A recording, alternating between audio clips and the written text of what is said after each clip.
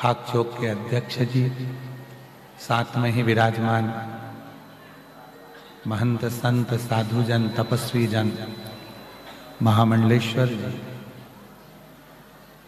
एवं सभी पूरी रात से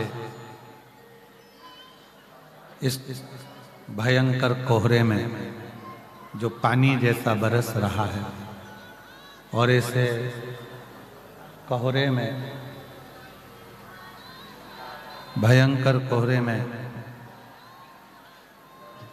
पूरी रात से इंतजार कर रहे इस कथा का ठंड में सभी शिव भक्त कथा के आज के यजमान श्री संजय तिवारी जी, श्री शनि देव धाम, श्री मनोज कुमार जी प्रधान जी, श्री बलवंत कुमार जी क्षेत्र पंचायत सदस्य श्रृंगवेरपुर धाम प्रयागराज से एक बार जोरदार ताली बजाकर सभी यजमान परिवार का स्वागत, वंदन, अभिनंदन। जिन्होंने इस कथा के मुख्य यजमान पद ग्रहण किया एवं अपने जीवन को सार्थक किया।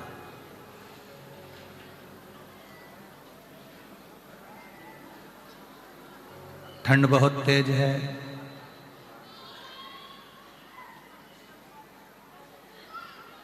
कम्बल ओढ़ के रखो, नहीं तो शरीर बिगड़ जाएगा।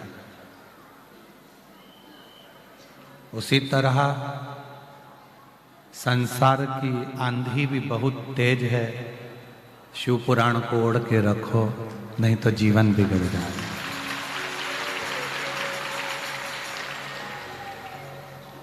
इस जीवन को सुधारने के लिए, इस जीवन को सार्थक बनाने के लिए शिव महापुराण का होना जरूरी है।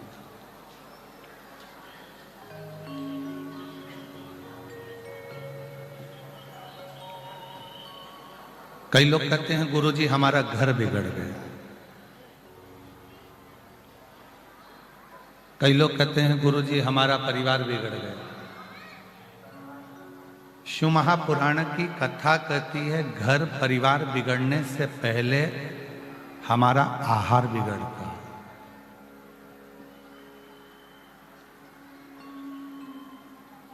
सबसे पहले बिगड़ता है तो शुरू में मेरा सिर्फ पहला होप ही यही था कि मैं ऑनलाइन जाऊं, क्योंकि मेरे पास और कुछ था नहीं ऑप्शन, कोटा जाना या फिर कहीं मैं करता है तो हमारा भोजन,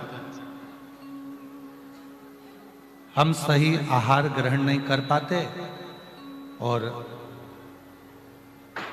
आहार बिगड़ा तो भाषा बिगड़ी, भाषा बिगड़ी परिवार बिगड़ा और परिवार बिगड़ा तो फिर धीरे धीरे पूरा संसार बिगड़ा। ये पूरा जो समय चक्र है ये पूरा हमारा भोजन पर निर्भर करता है कि हम कैसा भोजन ग्रहण करते हैं।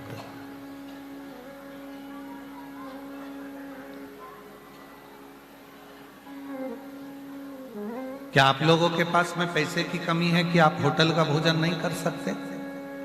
क्या आप खरीद कर भोजन नहीं कर सकते?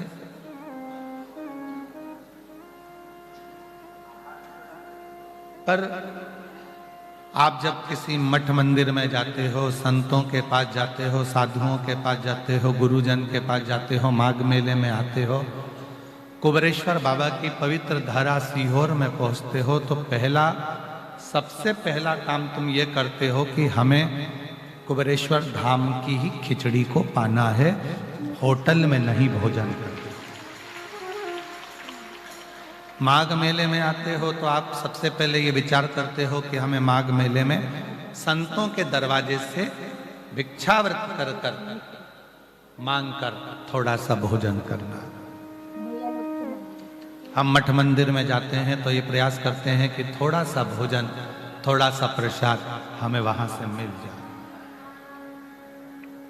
थोड़ा सा। और जब वो थोड़ा सा प्रसाद हमको मिलता है तो हमने अपने साल भर में जितना भी व्यर्थ का कुछ खा लिया होता है, व्यर्थ का कुछ पा लिया होता है तो वो संत साधु मठ मंदिर या कहीं कुबेरेश्वर धाम की थोड़ी सी भोजन प्रसादी पाते हैं तो हमारे भीतर के जो गलत विचार हैं, गलत विकार हैं, वो धीरे धीरे समाप्त होते चले जाते हैं, धीरे धीरे समाप्त होते। उन विकारों को समाप्त करने के लिए संत के दरवाजे का, साधु के दरवाजे का, गुरुजन के दरवाजे का, शिव के दरवाजे का थोड़ा सा भाग जरूर, थोड़ा सा।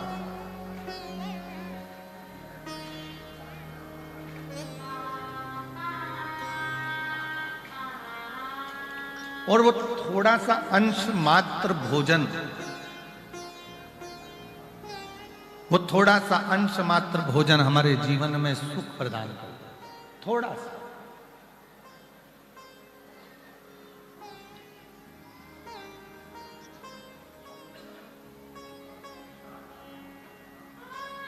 आप आए हो शिव महापुराण की कथा को श्रवण करने के लिए, भगवान देवादिदेव महादेव के पवित्र चरित्र को धारण करने के लिए।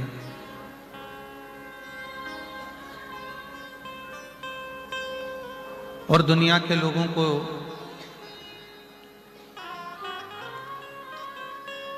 ये लगता है कि बताओ इतनी कोहरे में, इतनी ठंड में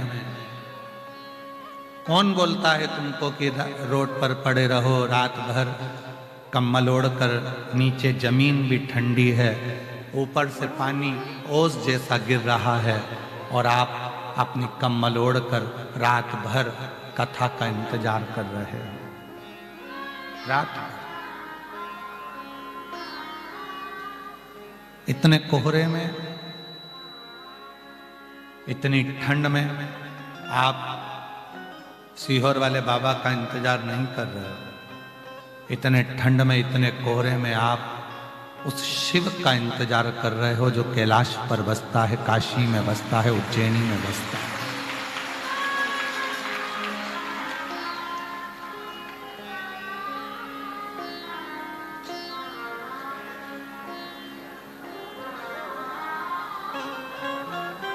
शायद बाबा जी, शायद पूरी दुनिया में ऐसे शिव भक्त शायद ही मिलेंगे जो पूरी रात से कांपती हुई ठंड में बाबा का इंतजार करते हो, भोलेनाथ जी का इंतजार।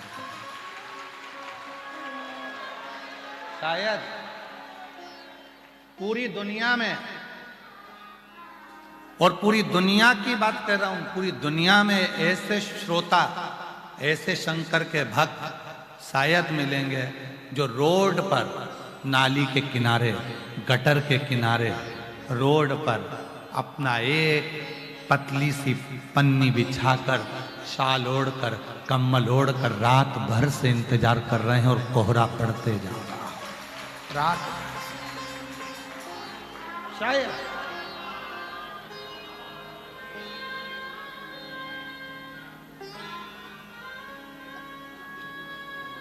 यहां आने से पहले एक बात कही थी आपसे, कल्पवासी 1 महीने तक कल्पवास करते हैं, सत्संग करते हैं, भजन करते हैं और पुण्य कमाकर लेकर जाते हैं।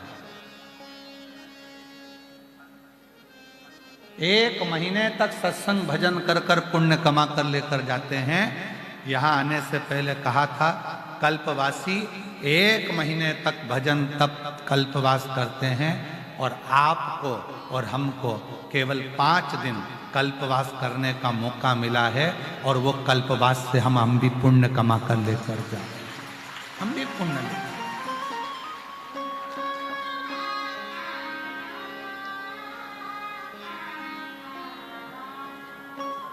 और मेरी जीजियों, कल्पवासी एक तंबू के अंदर, एक टेंट के अंदर रहे होंगे 1 महीना, पर आपने वो कल्पवास करा है कि खुले आसमान में, रोड पर सोकर, माई गंगा की गोद में संतों के आशीर्वाद से, साधुओं के आशीर्वाद से बैठकर रात निकालकर भगवान की कथा का रसतत्व ग्रहण करते हुए, भगवान की भक्ति को करते हुए अपने ये दिन निकाले, अपने दिन।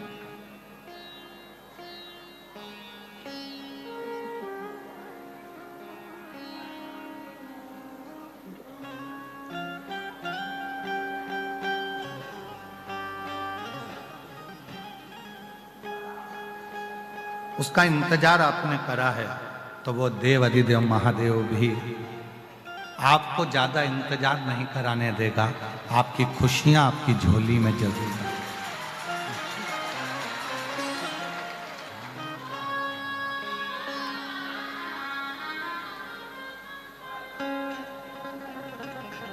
और सुन लो मेरे भोले त्रिपुरारी, हे मेरे शंभु, हे मेरे त्रिकालदर्शी, हे मेरे कैलाशी, हे मेरे अविनाशी, हे मेरे शंकर, हे मेरे शिव, हे मेरे ओघड़दानी, हे मेरे शंभु, हे मेरे शंकर। या आपकी कृपा से कुछ हमें जो श्वास मिली है वो श्वास आज कृतार्थ हो गई, जो हमने गंगा जी के तट पर, त्रिवेणी के तट पर बैठकर, त्रिवेणी के घाट पर बैठकर ये पवित्र कथा का रसतत्व ग्रहण किया।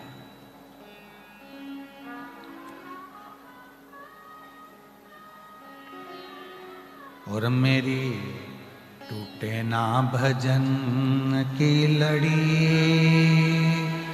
भोले जी मैं तो कब से खड़ी, मेरी टूटे ना भजन की लड़ी, भोले जी मैं तो कब से खड़ी।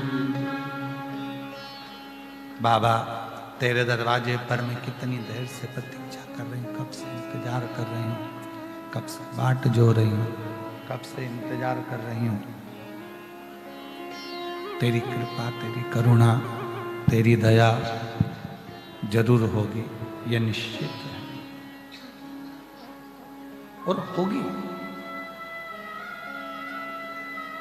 जब माता अंजना जी के गर्भ से संतान नहीं हुई, सालों निकल गए, माता अंजना जी के गर्भ से संतान उत्पन्न नहीं, दुखी हो गई, कहां जाऊं, किससे कहूं कि मुझे औलाद नहीं हो रही है, मुझे संतान नहीं हो रही।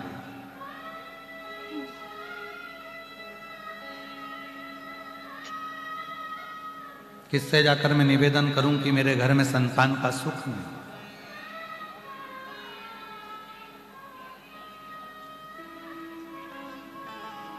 और केवल एक नारी होती है जिसको बहुत सुनना पड़ता है। संतान नहीं होती है तो लोग पुरुष को नहीं कहते हैं कि तुम्हारी औलाद नहीं हो रही है। संतान नहीं होती है तो लोग स्त्री को कहते हैं कि इसको औलाद नहीं हो रही है, संतान नहीं हो रही है, ये गर्भ से नहीं है, इसकी औलाद नहीं हो रही है, संतान नहीं हो रही है। अपशब्द भी अगर कहे जाते हैं तो केवल स्त्री को कहे जाते हैं।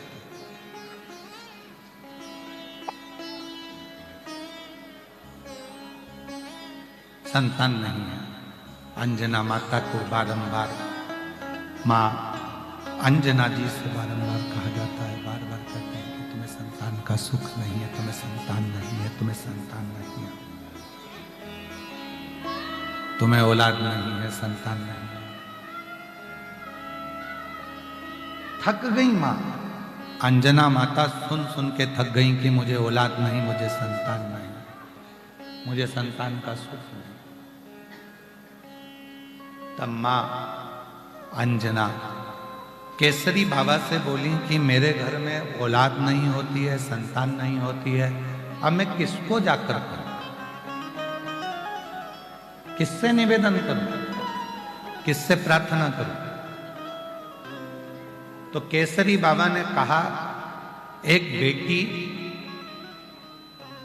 अगर अपना दुखड़ा किसी से कह सकती है तो वो अपने बाप से कह सकती है, अपने पिता से कह सकती है।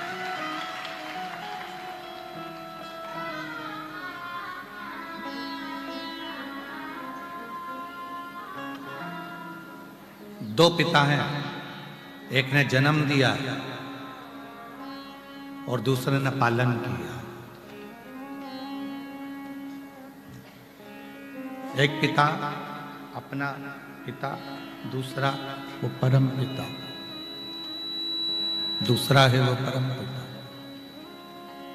वो देव अधिदेव महादेव भगवान शिव, वो घड़धानी शंभु त्रिकालदर्शी कैलाशी अविनाशी शंकर, वो भी पिता। और मेरी जीजियों, आप बाहर की आवाज बढ़ा रहे हो, अंदर की आवाज नहीं बढ़ रही है। मेरी जीजियों, अपने दुखड़े को अगर कहना है तो एक बार अपने पिता देवाधिदेव महादेव से जाकर, राधे तुम आके सुनो यहाँ बक्सों के पास, देवाधिदेव महादेव के पास, भगवान शिव के पास, भगवान शंकर के पास, भगवान शिव के पास जाकर, भगवान शंकर के पास जाकर अपने दुखड़े को जरूर कहना चाहिए। भगवान शिव से अपना दुखड़ा जरूर सुनाना चाहिए, जरूर।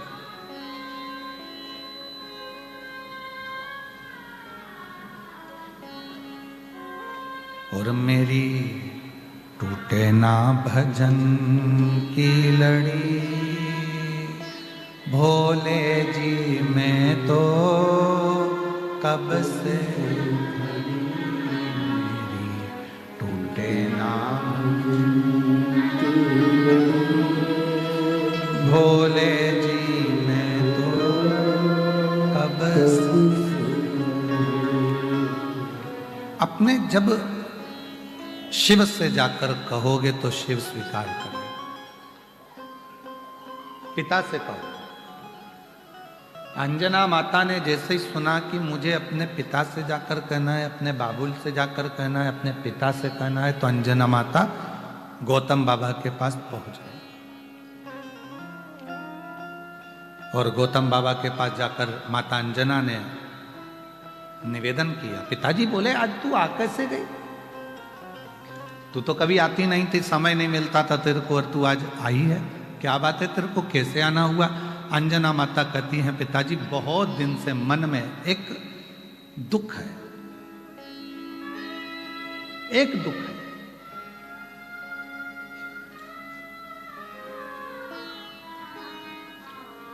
पिता जान गए। पिताजी ने कहा, तू अपने मुख से मत कह कि तेरे को क्या दुख है। जब तू आई ना, मैं समझ गया हूं तेरा दुख क्या है। तेरी गोदी में लाल नहीं है, संतान नहीं है, यही दुख है ना। पिता परमात्मा दोनों एक ऐसे होते हैं जो बेटी का चेहरा देखकर पहचान जाते हैं कि इसको तकलीफ क्या चल रही है, इसको दुख क्या चल रहा है, इसको कष्ट क्या है, इसको तकलीफ क्या है।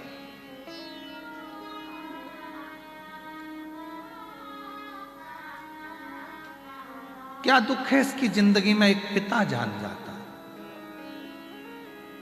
लोग कहते हैं कि बेटी की विदाई में सबसे ज्यादा मां रोती है, पर शिव महापुराण की कथा कहती है कि बेटी की विदाई में जितना बाप रोता है उससे ज्यादा दुनिया में कोई नहीं रोता, कोई नहीं। बेटी की विदाई में जितना रोता है वो बाप रोता है, बेटी की विदाई में जितना रोता है वो पिता रोता है।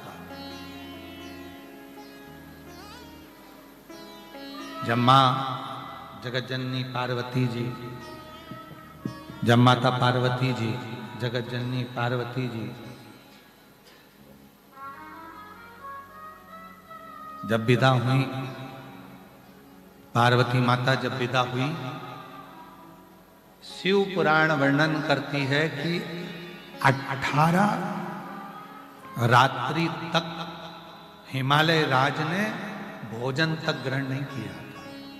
कितनी रात्रि? 18।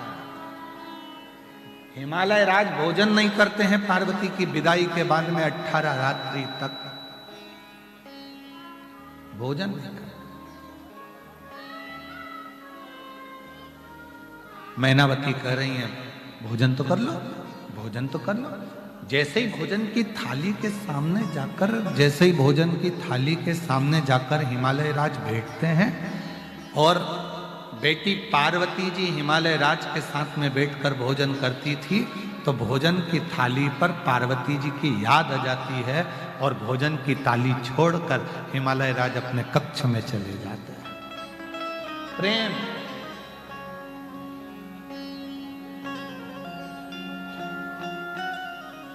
स्नेह, वात्सल्यता, करुणता, चले गए उठ के। 18 रात्रि निकल गई, हिमालय राज ने भोजन नहीं किया।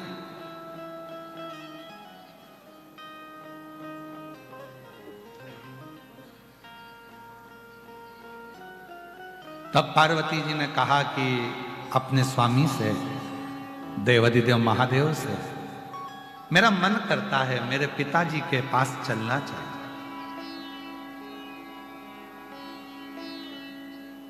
मेरे पिता के घर चलना चाहिए। जिन्होंने कन्यादान करा है उस पिता की देहली सूनी हो गई हो। शिव जी कहने लगे चलो मैं तुमको तुम्हारे पिता से मिला कर लाता हूं। ले गए और ससुराल का सुख जो मिलना शंकर जी को प्रारंभ हुआ, 1 महीना नहीं हिले। शंकर जी ससुराल में इतना माल पाए, 1 महीना। दुनिया के लोग कहते हैं सावन का महीना काय का होता है, तो कहा शिव जी की आराधना का। तो सबसे पहले शंकर जी की आराधना सावन के महीने में किसने करी थी? तो कहा पार्वती जी ने करी थी। पार्वती ने करी वो ठीक है, पर उसके बाद फिर किसने करी?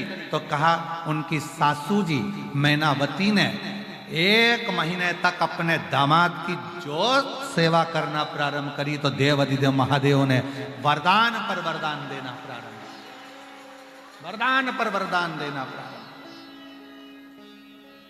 खूब वरदान दिया, खूब।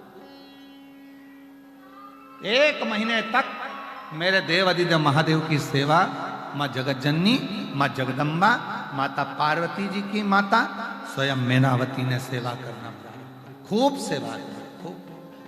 शिव जी ने वर दे दिया जाते जाते अपनी अर्धांगिनी मां पार्वती जी को ले जाते समय, पार्वती जी को ले जाते वर दे दिया, सासू मां, ससुर जी 1 महीने तुमने मेरी सेवा करी है, जो श्रावण के 1 महीने मेरी सेवा करेगा, जैसा मैंने आपको वर दिया है वैसा कि वैसा ही वर मैं सारे संसार वासियों को प्रदान करूं। 1 महीने तक बाबा देवाधिदेव महादेव की सेवा मां पार्वती, मां जगतजननी की, जगदम्बा अम्बा पार्वती जी की माता मां मैनावती ने करी। 1 महीने खूब करी और इतनी सेवा करी, इतनी सेवा करी, इतनी सेवा करी कि वो सेवा का फल इतना प्रखर हो गया कि बाबा भोलेनाथ जी ने वचन दे दिया कि 1 महीने तक यही सेवा में नित्य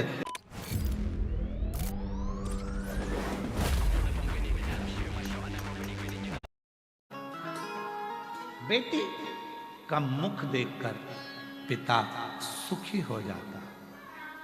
जब 18 रात्रि तक बेटी के ना होने पर भोजन नहीं किया, तब स्वयं भगवान देवाधिदेव महादेव, भगवान शंकर स्वयं पार्वती को लेकर पहुंच गए। आज गौतम बाबा के यहां मां अंजना जी खड़ी है।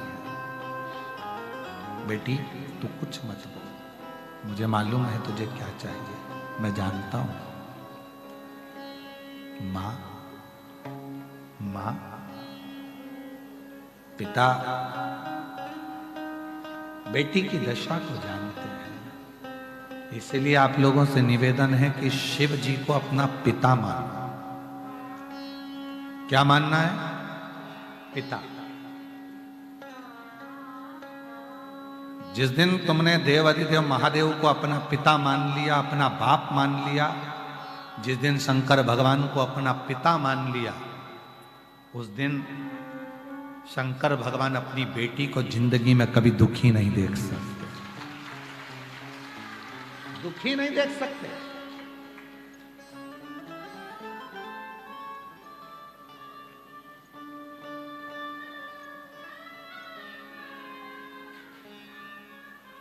जब अशोक सुंदरी का विवाह किया मेरे भोलेनाथ जी ने, जब अशोक सुंदरी का विवाह किया मेरे शंकर भगवान ने, और अशोक सुंदरी का जब विदा किया, अशोक सुंदरी की जब विदाई करी गई, अशोक सुंदरी जब जा रही थी, तो पिताजी ने अशोक सुंदरी को विदा करते करते कहा, अशोक सुंदरी ने कन्यादान में अपने पिता से वचन लिया है।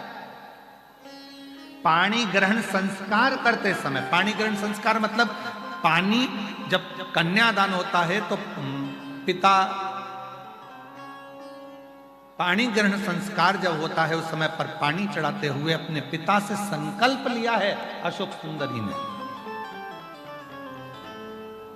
अशोक सुंदरी ने संकल्प लिया, और अशोक सुंदरी ने संकल्प लिया कि पिताजी, संसार की कोई भी बेटी भूल से भी अगर आपके मंदिर में जल चढ़ाना प्रारंभ कर दे, उसको आप बेटी स्वीकार कर कर उसके दुख को मिटाना प्रारंभ कर देना। ये अशोक सुंदरी ने वर मांगा,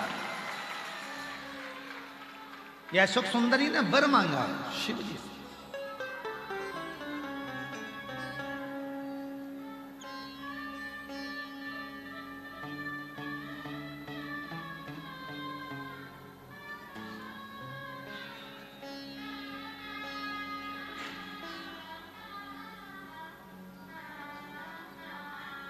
कभी योग लगेगा तो एक बार अशोक सुंदरी का ब्याह अवश्य श्रवण करना। मां अशोक सुंदरी की जो शादी भगवान देवाधिदेव महादेव ने करी, और अशोक सुंदरी का जो बचपन निकला, और अशोक सुंदरी की जो युवानी अवस्था आई, और अवस्था आने के बाद अशोक सुंदरी के घर में जो संतानें हुई, उन संतानों का जो सुख हुआ, और भगवान देवाधिदेव महादेव ने जो जो क्रम किया, वो सारा अशोक सुंदरी के विवाह प्रसंग में सुनिएगा।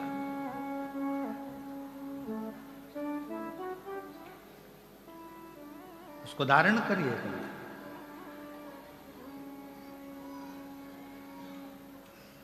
शिव कथा कर रही है, भगवान देवाधिदेव महादेव का चरित्र कह रहा है, शंकर भगवान का पवित्र प्रसंग कह रहा है, शिव तत्व कह रहा है, भगवान शंकर का पवित्र चरित्र वर्णन कर रहा। वचन दिया, आप सब भगवान शंकर को अपना पिता मानो, शिव जी को अपना पिता मानो। और जब भगवान शंकर को आप अपना पिता मान लोगे, तो तुम्हारी जिंदगी का जितना दुख है, तुम्हारी जिंदगी की जितनी तकलीफ है, तुम्हारी जिंदगी के जितनी भी कष्ट हैं, वो तुम्हारे नहीं रहेंगे, वो देवाधिदेव महादेव के हो जाएंगे, शिव के। तुम्हारा कुछ नहीं रहना।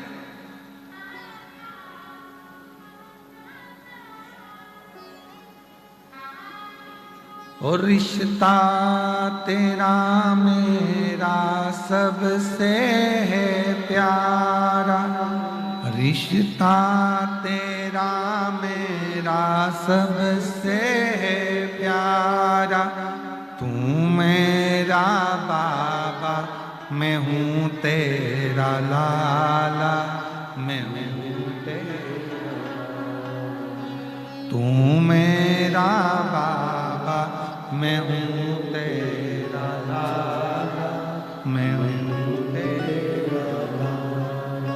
ये संबंध, जिस दिन बाप और बेटी का संबंध निश्चित हो जाए, आप शिव को जिस दिन अपना पिता मानना प्रारंभ कर देंगे, शंकर भगवान को जिस दिन आप पिता मानना प्रारंभ कर देंगे, उस दिन सारा दुख, सारी तकलीफ, सारा कष्ट, सारी बीमारी, सब तकलीफें शिव की हो जाए, शंकर की हो जाए। अब सौंप दिया इस जीवन का सब भार तुम्हारे हाथों। हे जीत तुम्हारे हाथों में, हे हार तुम्हारे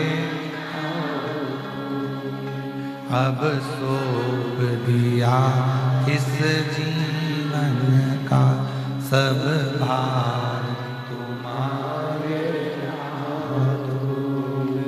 हे जीत तुम्हारे हाथों में, हे हार तुम्हारे हाथों। जब हमारे जीवन का संपूर्ण भार, संपूर्ण दुख, संपूर्ण तकलीफें, संपूर्ण कष्ट जब तुम शिव को सौंप दोगे, शंकर भगवान को दे दोगे, तो फिर जीवन तो अपने आप आनंदित हो जाएगा। शिव को गौतम बाबा ने कहा अंजना को देख करके, मुझे लगता है तेरे चेहरा बोलता है कि तेरा चेहरा बोल रहा है कि तुझे दुख है। तेरी गोदी में संतान नहीं है, तेरी गोदी में औलाद नहीं, तुझे संतान नहीं है, इसलिए तू दुखी है, इसलिए तू कष्ट में है। क्या करूं मैं? और एक पिता ने अपनी बेटी को दूसरे पिता का हाथ थमाया। एक पिता ने अपनी बेटी को दूसरे पिता का हाथ थमाया। अंदर के प्रेशर नहीं आ रहे हैं स्पीकरों के। एक पिता ने दूसरे पिता का हाथ पकड़ाया, कहा एक काम करो, देव अधिदेव महादेव की आराधना करो, भगवान शंकर की साधना करो, पार्थिव लिंग का पूजन करो।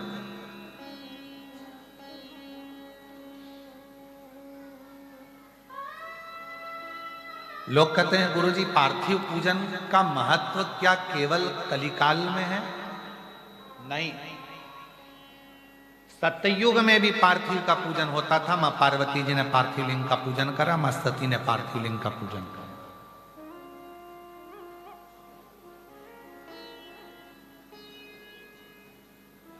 त्रेता में भी पार्थिव लिंग पूजन का महत्व है। भगवान राम जी अयोध्या से लंका तक गए, बीच में जितने दिन भगवान राम जी रुकते थे वहां पार्थिव पूजन करते थे।